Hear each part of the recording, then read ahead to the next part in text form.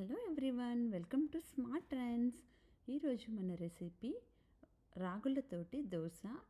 చాలా క్రిస్పీగా, చాలా టేస్టీగా, ఈజీగా చేసుకోవచ్చు.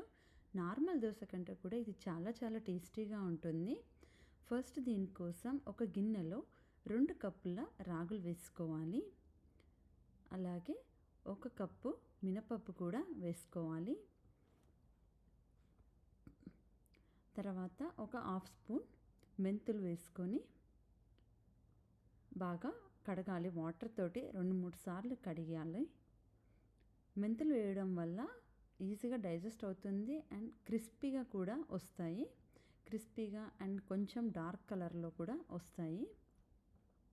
తర్వాత మళ్ళీ కొంచెం వాటర్ వేసుకొని 5-6 గంటలు నానబెట్టాలి.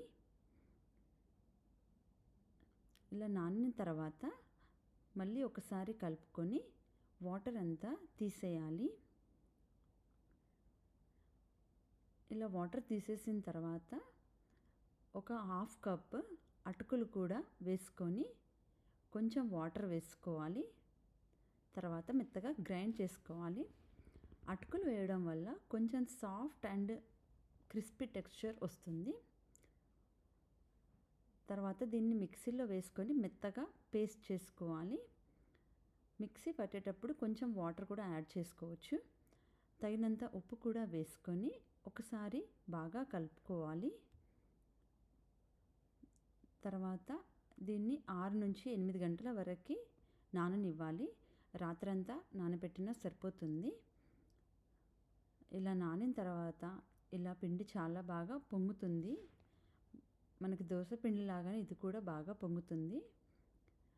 అవసరమైతే ఇంకొంచెం వాటర్ యాడ్ చేసుకొని కలుపుకోవాలి. ఇలా బాగా కలిపిన దాన్ని ఒక వేడి పెనం మీద 2 గంటలు వేసుకొని స్ప్రెడ్ చేసుకోవాలి.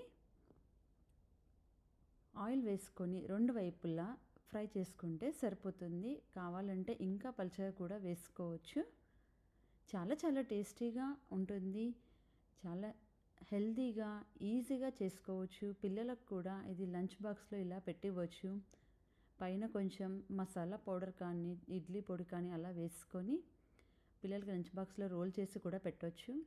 చాలా టేస్టీగా, చాలా సింపుల్గా, ఈజీగా చేసుకోవచ్చు. మీరు కూడా ఈ రెసిపీ ట్రై చేసి మీకు ఎలా వచ్చిందో కామెంట్ చేయండి. ఈ రెసిపీ కనుక మీకు నచ్చినట్లయితే లైక్ చేయండి, షేర్ చేయండి, సబ్స్క్రైబ్ చేసుకోండి. Thank you for watching.